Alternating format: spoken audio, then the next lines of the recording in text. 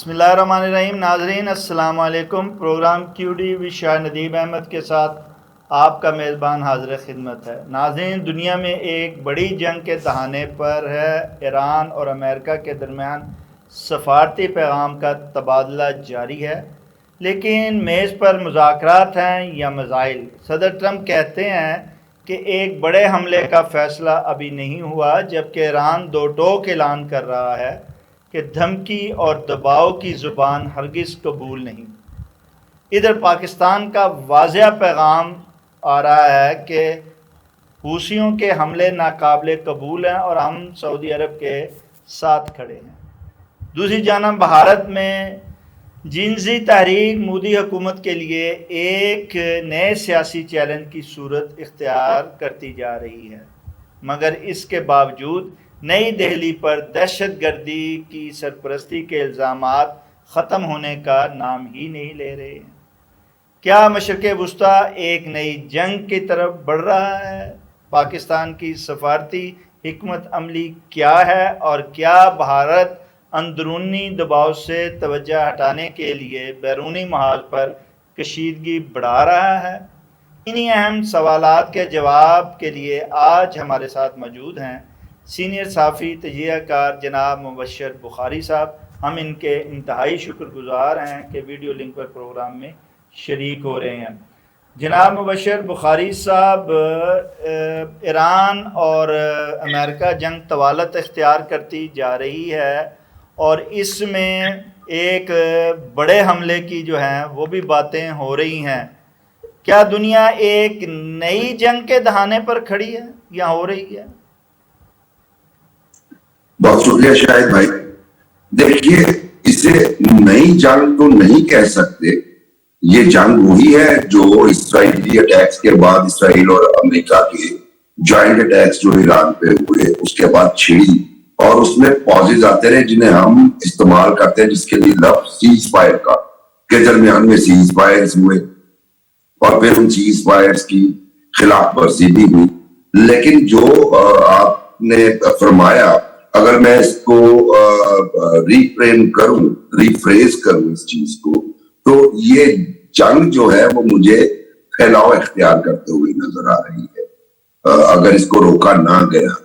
یعنی president Trump کی اور اسرائیل کی جو کوششیں تھیں کہ دوسرے ممالک بھی اس میں سٹیپ ان کریں, تو وہ والی چیز ہمیں ہوتی ہوئی نظر آ رہی ہے. اور اسپیشلی اگر آپ یمن کی جانب سے دیکھیں تو ادھر سے سعودی عرب پہ حوثیز کے اٹیکس اور پھر سعودی عرب کا رسپونڈ کرنا ان اٹیکس کو, اور اس کے ساتھ ساتھ پاکستان کی ملٹری پریزنس ہے سعودی عرب میں انڈر دا ڈیفنس ڈیل, اور پاکستان کے تقریباً 10,000 سے زائد فوجی یمن سعودی بارڈر پہ موجود ہیں.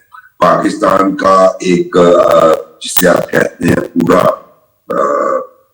22 سے زائد جو ہمارے وار پلینز ہیں وہ بھی سعودی عرب کر رہے ہیں, اپنی ذمہ داریاں نبھا رہے ہیں. تو یہ اس کا مطلب ہے کہ انڈائریکٹلی پاکستان بھی کم از کم یمن بارڈر کے حوالے سے جو ہے وہ اس میں سٹیپ ان کیے ہوئے ہیں. تو وہ ایکسپینڈ ہوتے ہوئے نظر آ رہی ہے یہ جنگ, اور اس کے لیے اب دوسرے ممالک جو خطے میں ہے وہ ان کا پوسچر کیا ہوگا, اور خصوصی طور پہ چائنا کی طرف ہمیں دیکھنا پڑے گا. چائنا کے ساتھ ساتھ چونکہ انڈیا کر رہا اور دھمکی دے رہا ہے اور دباؤ بڑھا رہا ہے ایران پر کہ میں ایک بڑا حملہ کرنے کے لیے تیاری کر رہا ہوں یا میں کرنے لگا ہوں. اگر وہ یہ حملہ کر دیتا ہے نئی جدید آلات کے ساتھ, یا اپنی ایئر جو اس کی ہے B-2 والی اس کے ساتھ کرتا ہے, تو اس کے مشرق وسطیٰ کے ساتھ ساتھ جو ہیں دنیا پر کیا اثرات مرتب ہو سکتے ہیں؟ جی, امریکہ کی جو پالیسی ہے وہ ہمیشہ سے آپ کو پتا ہے کہ دنیا میں اس نے اپنی ٹریڈ جو ہے وہ ویپنز کے ذریعے بڑھائی ہے.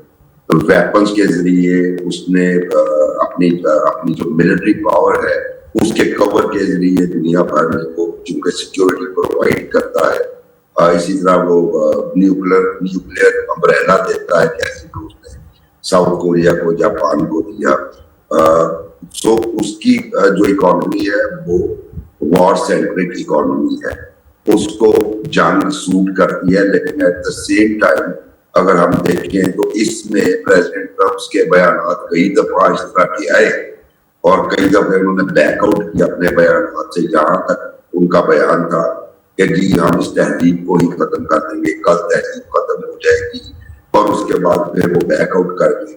اور ابھی بھی وہ بڑے حملے کی بات کریں, مجھے یہ سمجھ نہیں آئی وہ بڑا حملہ ڈفرینٹ نوعیت کا کیسے ہوگا, کیونکہ ابھی جو ہمیں بات آ رہی ہے ایران کے اندر سے, امریکہ نے بڑے خوفناک حملے کیے ہیں. مسلسل آپ دیکھیں 12واں روز ہو گیا اور اس میں امریکہ کو تخصیص نہیں کر رہا, یعنی وہ پل اڑا رہا ہے, وہ وہاں کے جو پاور سینٹرز ہیں ان کو نشان بنا رہے ہیں, واٹر سپلائی کو نشان بنا رہے ہیں, یعنی سیویلین ٹارگٹس کو بنا رہے ہیں. اسی میں سیویلینز کی شہادتیں بھی ہوئی ہیں.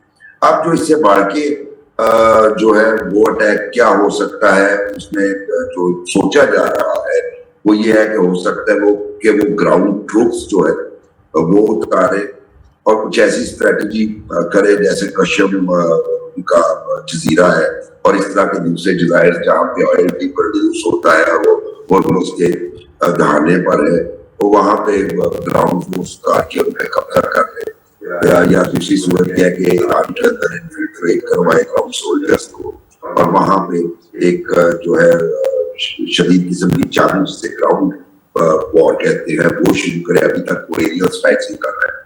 تو بڑا حملہ جو ہے وہ گراؤنڈ کی صورت میں ہو سکتا ہے, لیکن اس میں نہ صرف امریکہ بلکہ بہت سارے دوسرے ممالک کے لیے رسک زیادہ انوالو ہو جائیں گے, کیونکہ ایران کی جو اکانومی ہے وہ چلیے ڈسٹرائڈ ہے, ان کا انفراسٹرکچر بھی ڈسٹرائڈ ہے, لیکن ایک چیز جسے وہ بار بار اسٹیبلش کر رہے ہیں وہ ہے ان کی ڈرون اور میسائل بار, اور پھر ان کا واضح جو آ چکا ہے اعلان کہ اگر اس طرح کی کوئی جنگ ہمارے مسلط کی جاتی ہے تو ہم ریجن میں تمام امریکی انٹرسٹ کو نشانہ بنائیں گے. اور ابھی بھی آپ اگر دیکھیں کرنٹ ایپیسوڈ میں شاید بھائی امریکی خود پریشان ہے کہ اتنی ایکیوریسی سے میسائلز یا ڈرون کیسے ٹارگٹ کر رہے ہیں. ان کا CIE کا مرکز اڑا دیا, بحرین میں ان کے بہت بڑے اڈے پہ انہوں نے اسٹرائک کیا, تمام پیٹریاٹس اور جو دوسرے تھارڈ سسٹم کے ہوتے ہوئے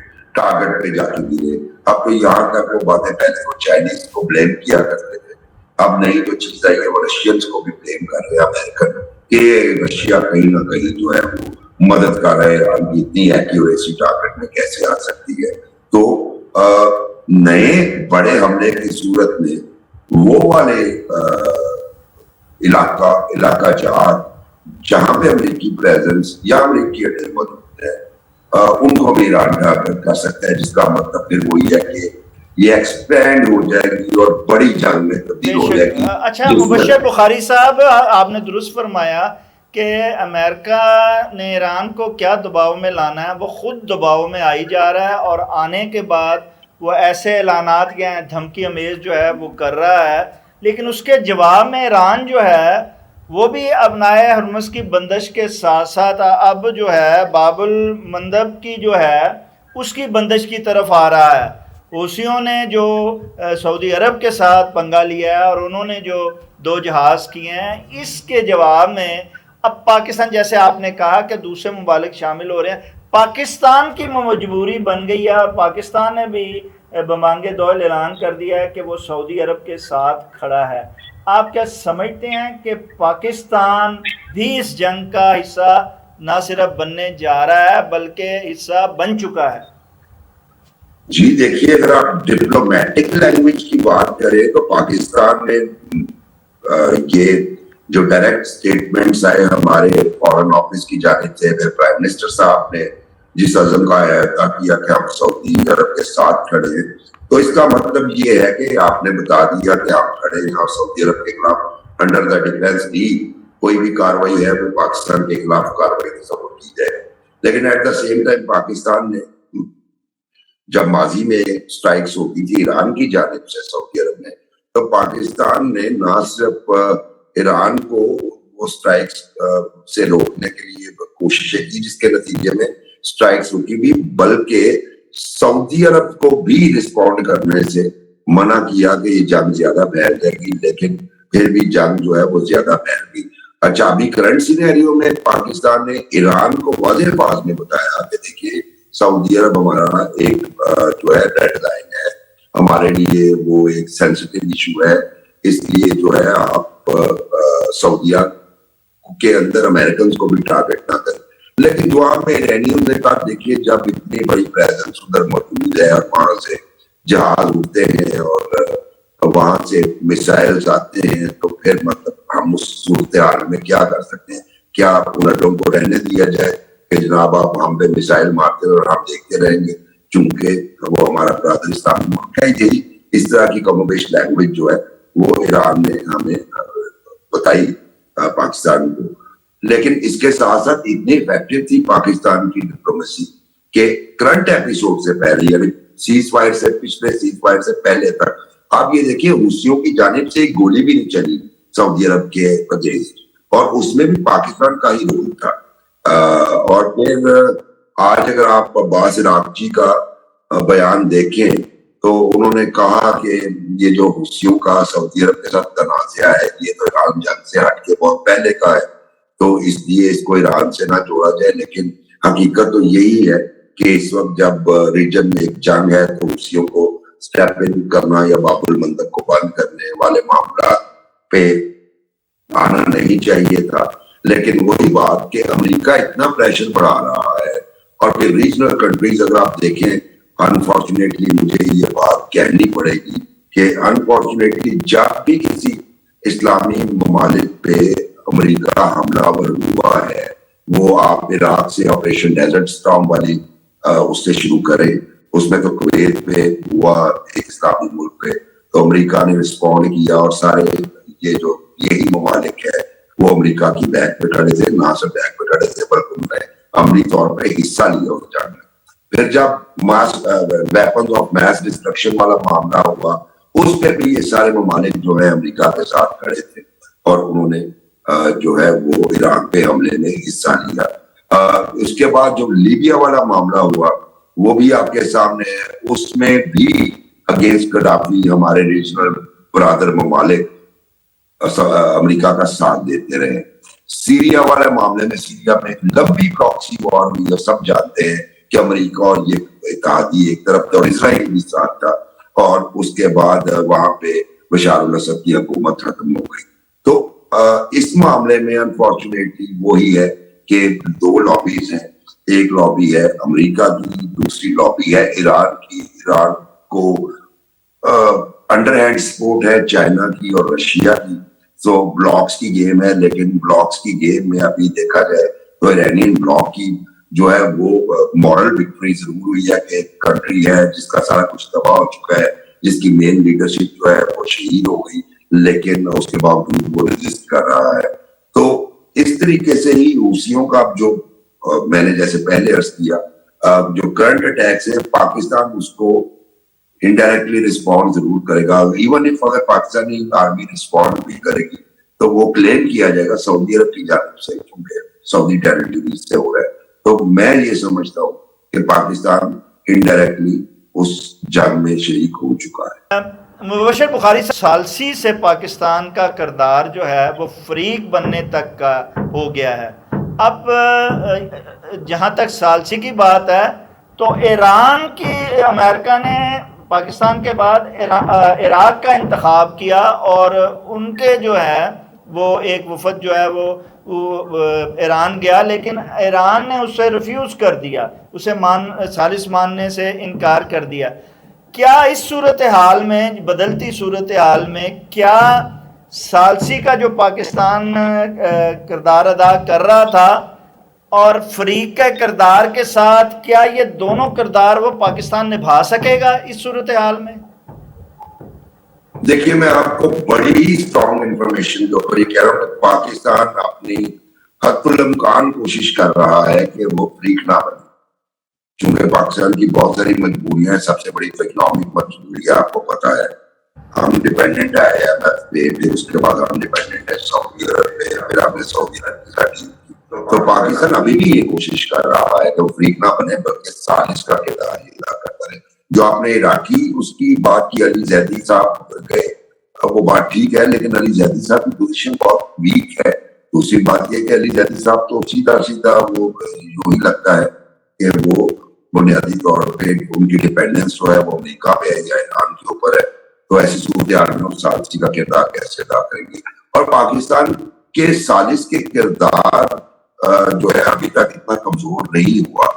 اس کی وجہ میں آپ کو بتاتا یہ ہوں کہ چائنا جو ہے یہ وہ اس کرنٹ ایسکیلیشن سے خوش نہیں ہے، اور چائنا اپنے تئیں امریکہ تک تو جو کہہ رہا ہے وہ کہہ رہا ہے، لیکن چائنا جو ہے وہ ایران کو بھی جو ہے کنٹین کرنے کا مشورہ دے رہا ہے. اور اس کے لیے یہ جو آپ نے پاکستان کو بھی کہا، چائنا نے دوبارہ جب 17 جولائی کو ڈاکٹر صاحب گئے تھے شنگھائی تو وہاں پہ ان کے فارن منسٹر نے کہا کہ یہ ایسکیلیشن جو ہے ایکسیپٹڈ نہیں ہے، اور ایران کے اوپر بھی تھوڑا سا انہوں نے مایوسی کا اظہار کیا چائنا نے.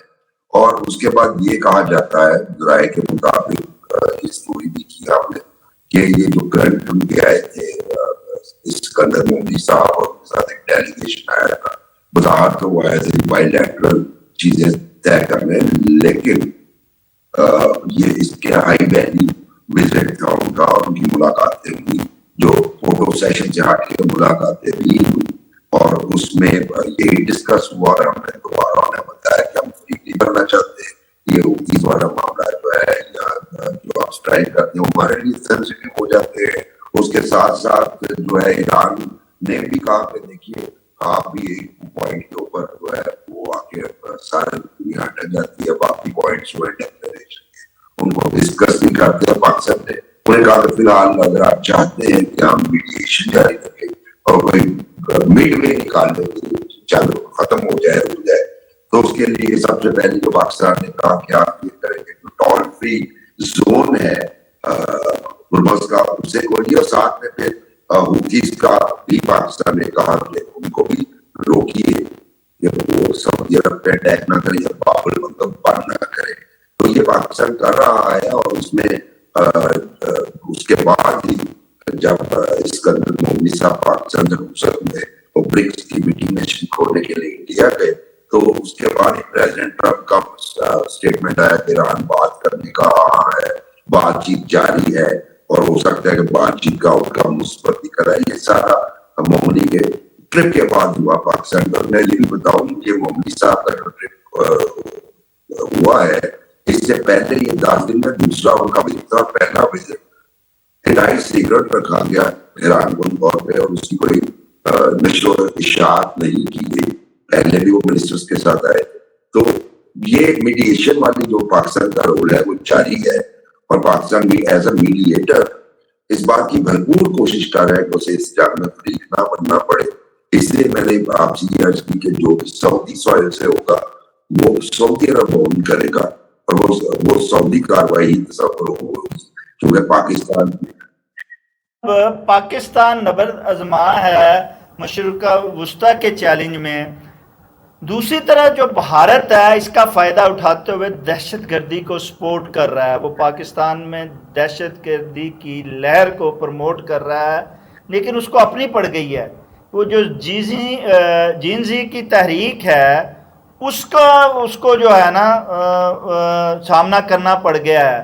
وزیر تعلیم کے استعفے کے باوجود جو ہے آپ کیا سمجھتے ہیں یہ تحریک مودی حکومت کے لیے خطرناک ثابت ہو سکتی ہے؟ میرا خیال ہے کہ یہ مودی حکومت کے لیے کیا یہ بی جے پی کی پولیٹیکل ہسٹری میں ایک بہت بڑا ٹرن ہوگا. یہ جو کاکروچ جنتا پارٹی ایک جنسی نے بنائی اور ایک جج صاحب نے جو ریمارکس دیے اس کے نتیجے میں یہ بنی، اور پھر اس کے بعد جو ان کے میڈیکل ایگزامینیشنز کا ایشو کریٹ ہوا، تو 2 ایسے معاملات تھے جو کہ بظاہر بہت ہی معمولی معاملات تھے، لیکن اس پہ جو جینزی نے اپنی پولیٹیکل شو آف کیا پولیٹیکلی انہوں نے، اور جو پولیٹیکل مسلز انہوں نے دکھائے وہ بی جے پی کے لیے کم از کم ایک خطرے کی بہت بڑی گھٹی ہے. اور مجھے یوں لگتا ہے کہ یہ شاید بی جے پی کے اقتدار سے جانے کا الارم بجایا ہے وہاں کی جینزی نے, اور وہ بڑے مزے کے جو ہے وہ یہاں پہ ناقابل بیان نعرے ہیں, لیکن جو جینزی نے وہاں پہ نعرے کیے ہیں وہ ویسے وہ بلگر ہیں لیکن بڑے ہی کریٹو قسم کے نعرے ہیں. اور پھر جتنی اسٹرینتھ انہوں نے شو کر دی نہ صرف نئی دہلی میں بلکہ ملک کے دوسرے حصوں میں بھی. پھر جس طریقے سے ایجوکیشن منسٹر دھرمیندر پردھان کا انہوں نے کیا ہے, استعفیٰ کروایا ہے جو کہ نہیں چاہ رہے تھے, ہو گیا. اس کے بعد دوسری شرائط بھی جو منوا لی گئی, جتنے لوگ آپ نے گرفتار کیے ہیں ان کو چھوڑا جائے, جتنے FIRs رجسٹر ہوئی ہیں ان کو ختم کیا جائے. اور ساتھ ساتھ اگر آپ دیکھیں تو ٹلٹ آ رہا ہے کانگریس کا, اروند کیجریوال جی کا, عام آدمی پارٹی کا. تو یہ موومنٹ جو ہے ایک بہت بڑا, یعنی ہم فیوچر میں دیکھیں گے کاکروچ جنتا پارٹی کو الیکشن کرتے ہوئے. اور جینزی چونکہ یہ سمجھا جا رہا تھا کہ جینزی بہت بڑی سپورٹر ہے بی جے پی کی, تو جینزی نے اب ثابت کر دیا کہ نہیں, وہ اب اپنی ایک سیپریٹ اینٹی رکھتے ہیں اور وہ سیپریٹ اینٹی کے طور پہ ہی ایگزسٹ کریں گے, جس کا مطلب مجھے لگتا ہے کہ یہ اقتدار کے آخری دور کے چولہے لے رہے ہیں مودی جی اور بی جے پی.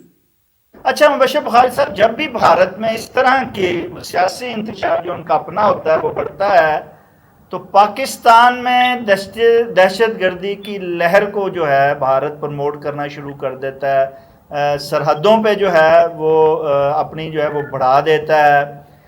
یہ دہشت گردی کے حوالے سے بھارت پر لگنے والے یہ جو ہم بات کرتے ہیں, یہ الزامات اس پر لگتے ہیں, کیا بات ہے عالمی سطح پر کوئی مؤثر انداز میں اس پر بحث نہیں ہوتی, نہ ہی عالمی برادری اس پر کوئی جو ہے نوٹس لیتی ہے, اس کی کیا وجہ ہے؟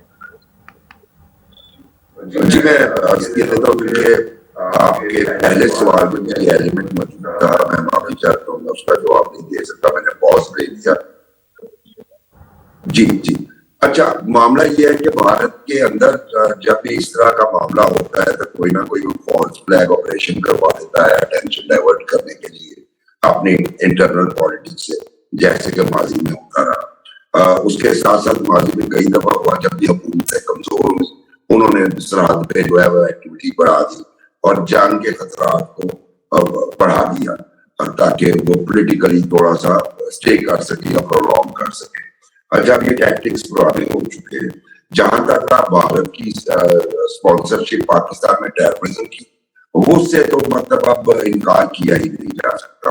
آپ دیکھیں بلوچستان میں جس طریقے سے وہ ہو رہا ہے سارا کچھ, یہ کسی بڑی اسٹیٹ کی اسپانسرشپ کے بغیر نہیں ہو سکتا. ماضی میں حماس سے انڈین ایجنٹ پکڑ چکے ہیں, اس کے علاوہ ہم نے اسرائیلی نیٹ ورک بھی وہاں پہ بس کیے ود ایرانین پچھلے سال, جو کہ یوز کر رہے تھے اسپیشل ایکوپمنٹ اور اس کے ذریعے اسرائیل تک انفارمیشن کرانی تھی. ساتھ ساتھ اگر آپ ٹی وی میں دیکھیں وہاں پہ بھی دہشت گردی اور اس پہ کالی وہاں پہ سانحہ ہوا, 15 جوانوں نے شہادت انگریز کی.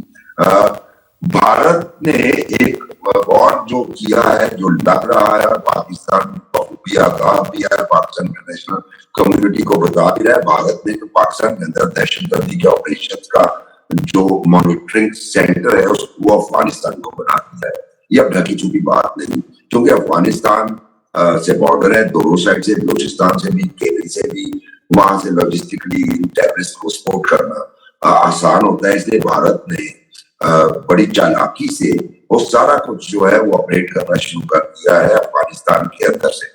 تو یہ ایک پاکستان کے لیے بہت بڑی پرابلم ہے, کیونکہ اتنی بڑی سپورٹ, فائنینشیل, ویپنز, ٹریننگ, پھر اس کے علاوہ لاجسٹیکل سپورٹ دو ریاستوں کی طرف سے آ رہی ہے, یعنی کہ بھارت اور افغانستان کی جانب سے. تو پھر ایسے معاملات کو ہینڈل کرنا ایک بہت بڑا چیلنج ہوتا ہے, پاکستان میں ہینڈل کر رہا ہے. لیکن جو آپ کو سوال کا دوسرا حصہ تھا کہ انٹرنیشنل کمیونٹی ان سارے ثبوتوں کے باوجود کیوں نہیں اس پہ دھیان دیتی, تو سمپل سی بات یہ ہے کہ ماضی میں ہم نے دیکھا تھا کینیڈا نے وہاں سے سبھی کو نکالا اور کوشن دیا, یو کے نے کوشن دیا, یو ایس اے نے کوشن دیا, لیکن وہ کوشن رہے اور اس کے بعد وہ معاملہ اس طریقے کے نہیں رہے. اس کی بنیادی وجہ یہ ہے کہ انڈین لابیز کنٹریز میں اور وہ کنٹریز جو میٹر کرتے ہیں وہاں پہ بہت مضبوط ہے. اور دوسری چیز یہ ہے کہ یہ جو انٹرنیشنل پالیٹکس ہے یا ڈپلومیسی ہے شاہد بھائی, یہ ریلیٹڈ ہوتی ہے آپ کی اکانومی سے. بھارت کی اکانومی یقیناً بہت بڑی ہے. بھارت کا ایکسپورٹس اور امپورٹس بل جو ہے وہ بہت بڑا ہے. بہت سارے ممالک جو ہیں وہ بھارت کے ساتھ ایسی ٹریڈ کرتے ہیں کہ ان کے بجٹ کا بہت بڑا حصہ ان ٹریڈ پہ ڈیپینڈنٹ ہے. تو یہ وجہ ہے آپ عالمی زمین اور اس طرح کی کون ٹیررسٹ ہے, کون اسپانسر کر رہا ہے, کون نہیں کر رہا, یہ سارا ڈیپینڈ کرتا ہے کہ آپ کی اکانومی کا والیوم کتنا بڑا ہے, آپ ان ممالک کو کیا دے رہے ہیں, ان سے کیا لے رہے ہیں.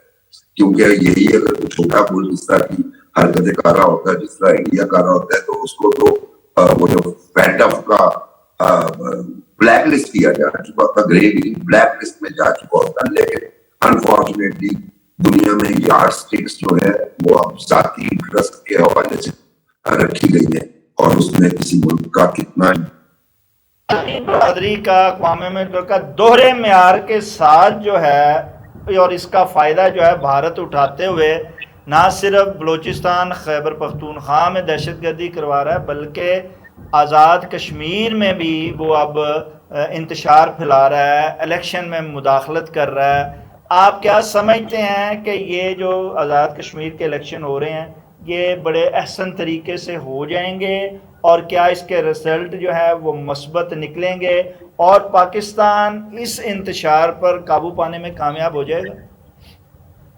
شاہد بھائی اگر میں کھری بات کروں تو امید ہے آپ بھی محسوس نہیں کریں گے. کھری بات یہ ہے کہ ہم خود سم ٹائمز اس طرح کے حکمت عملی اڈاپٹ کرتے ہیں جس کے نتیجے میں ایک صورتحال پیدا ہوتی ہے اور اس صورتحال کا بھارت فائدہ اٹھاتا ہے. مثلا یہ جو 12 سیٹس والا معاملہ تھا یہ ایسا طریقے سے آپ طے کر سکتے تھے. آپ کو کیا پڑی کہ اس پہ اتنا اسٹرن سٹینڈ ہے. میں سمجھتا ہوں کہ کہیں نہ کہیں وہ والا پوائنٹ آف ویو جو اس کا کہ جو بندہ کشمیر میں نہیں رہتا, جو بندہ کبھی کشمیر نہیں گیا, اسے کشمیر اسمبلی کا الیکشن لڑنے کا کیوں ہے. تو یہ بات ماننے والی تھی, اس پہ ڈسکشن ہو سکتی تھی. بہت ساری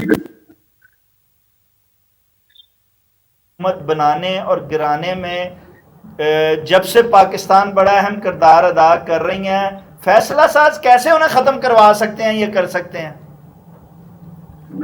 میں وہی عرض کر رہا ہوں, فیصلہ سازوں کو ہی میں مخاطب کیے ہوئے ہوں کہ اس کا بہترین طریقہ یہ ہو سکتا تھا کہ آپ کے لیے کیا مشکل ہے یہ کرنا کہ آپ وہاں سے 12 بندے جو وہاں کے رہائشی ہیں یا کم از کم وہاں آتے جاتے رہتے ہیں, اگر جو اسلام آباد میں رہیں, کراچی میں رہیں, لاہور میں رہیں. ابھی یہ اسی طرح ہی ہوتا ہے نا کہ ایسے لوگ بھی ہیں جو کبھی بھی نہیں گئے.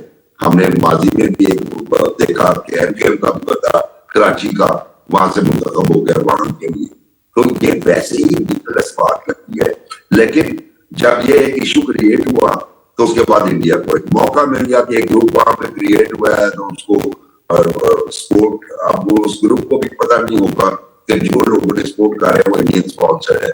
تو اگر پتہ ہوگا تو شاید وہ کے لیے بڑا مشکل سا کام ہو جائے اس طرح کرنا. لیکن میں یہ سمجھتا ہوں کہ اگر یہ 12 سیٹس والا معاملہ حل کر لیتے تو شاید انڈیا کو یہ موقع نہ ملتا, وہ پھر کوئی اور ٹیکٹک یوز کرتا ہے. اس میں کوئی شک ہی نہیں ہے کہ وہ آزاد کشمیر میں انٹرفیئرنس کرتا ہے, اس کی کوشش ہے کہ وہاں پہ انریسٹ رہے.